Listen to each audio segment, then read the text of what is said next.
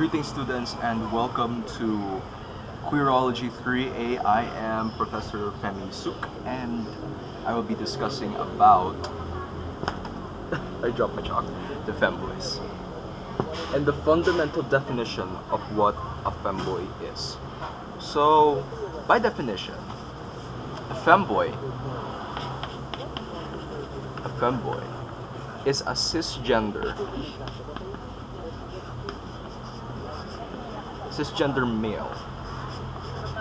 So it means biologically a male person that prefers identifying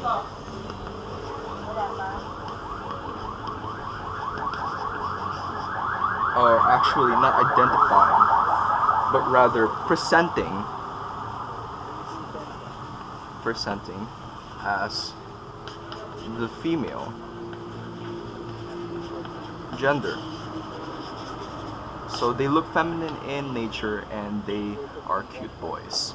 Some are called Catboys, so I will be discussing about that as well. So the femboy originated from anime, from a very popular one, a pillar actually of femboyology is Astolfo. Two pillars actually. We have Astolfo and Felix Argyle. Fathers of the femboys, Felix Argyle.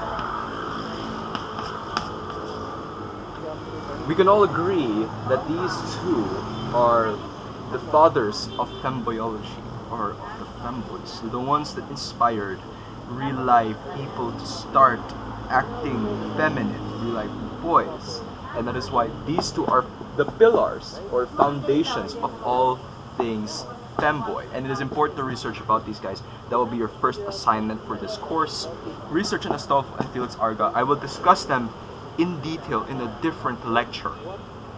So, moving on with the Catboy. So, very common medium, the Catboy. Often spelled as Catboy for the sake of cuteness. It's pretty obvious what this means. It's a boy that looks like a cat. There are femboys that wear, or actually it could be a straight boy, that wear cat ears. And these guys originated normally from yaoi, or boys love, manga. So, just you guys also read up on this. I will also discuss these guys in a separate video. So, one important axiom, thing that we must accept, are that femboys are only male. No girls can become femboys because they're already feminine, one, and two, they already like guys. So it's not really possible for a female to become femboy. No, that's not possible. But you can try. There are transgender femboys out there, but they mostly conflict with the fundamental definition of what a femboy is, which is a cisgender biological male who prefers identifying as a female. That's what a femboy is. And so that's actually it for this lecture. This lecture is actually pretty short. There's not really much to expound upon what a femboy is, other than the fundamental definition. So this lecture will be just for the fundamental definition of what a femboy is.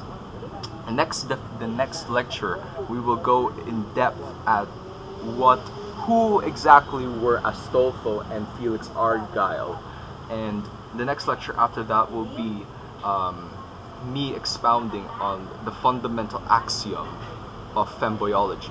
Fundamental axiom is, let me just state it briefly here, the fundamental axiom of femboyology is that no female, biological female, can truly become a femboy. Alright, it's sort of like gatekeeping. I don't like gatekeeping. It's mostly just because this type of thing conflicts with the fundamental definition of a femboy, which I stated a while ago.